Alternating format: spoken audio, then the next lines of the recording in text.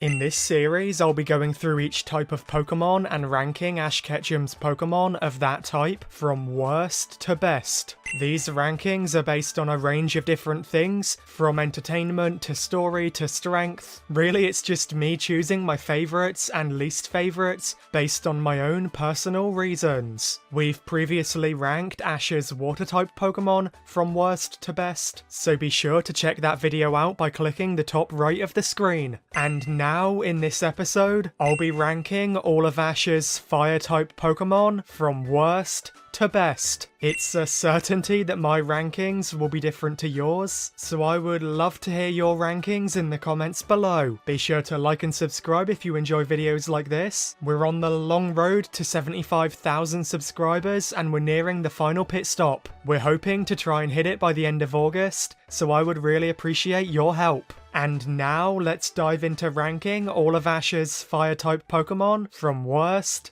to best. Number 7. Quilava.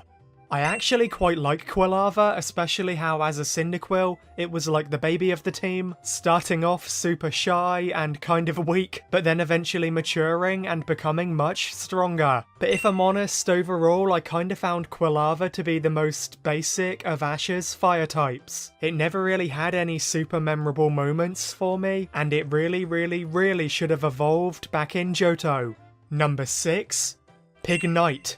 I really like Ash's Pignite. His abandonment from Seamus was absolutely brutal, and it left him with a real low self-esteem before he grew closer to Ash and became more confident, and then eventually evolved and showed Seamus what true fire looks like. I loved Pignite's rivalry with Oshawott, I loved his friendship with Charizard. Overall, Pignite was a great Pokemon with a lot of personality and an underrated amount of strength. Number 5. Talonflame. Talonflame was such a determined and intelligent Pokemon, and its bravery when saving Ash from Moltres was absolutely awe-inspiring. I love how Talonflame had a real parental instinct, using its flame body ability to hatch Noibat, and then helping to teach Noibat how to fly. There's just so many elements to Talonflame's personality, and those elements, on top of some incredible battle moments, makes Talonflame a Pokemon to remember. Number 4. Incineroar.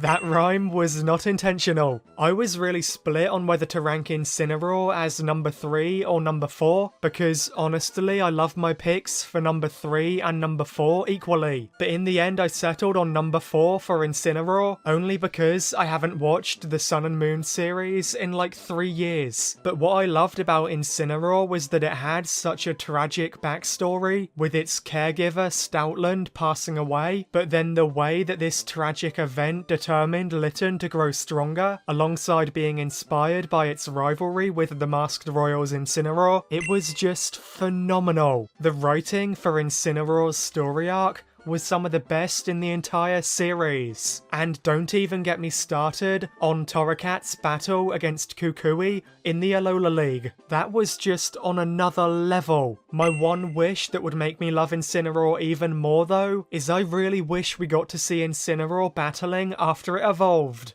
Number 3. Torkoal.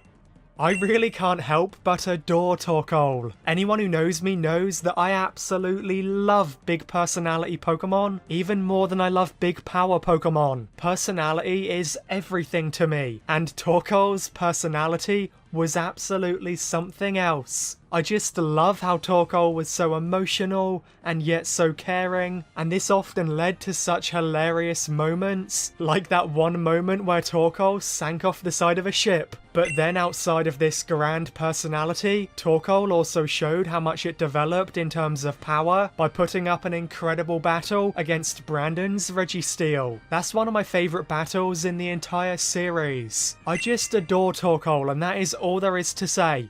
Number 2. Charizard.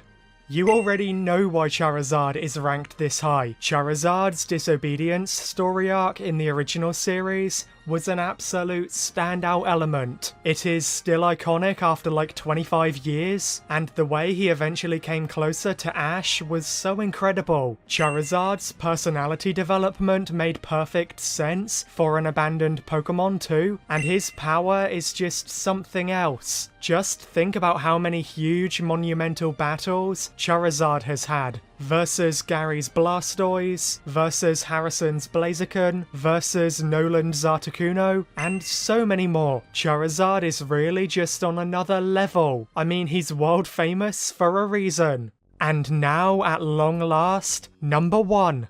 In my opinion, Ash's best Fire-type Pokemon of them all is Infernape.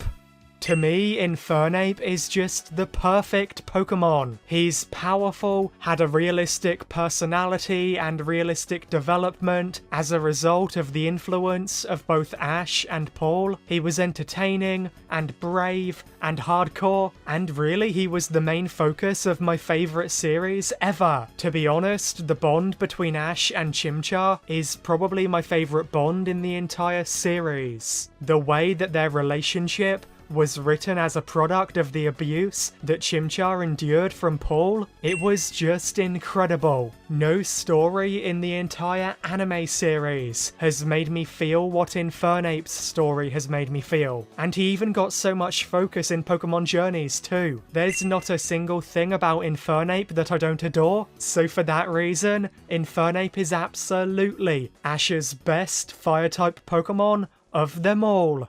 So those were all of Ash Ketchum's Fire-type Pokemon ranked from worst to best, based on my own very biased and very subjective opinions. I'm super excited to hear your rankings, so please comment them below. Also, be sure to comment below what type you want me to cover next. Please remember these were just my opinions. It is totally valid to disagree with every word I just said, as long as you're respectful about it. We're on the road to 75,000 subscribers, like I said before, and I would love to hit it by the end of August. It's a big challenge, but I'm gonna hope that we can do it. So please, please, please help us out. Thank you all so much for watching, and I'll catch you all in the next one.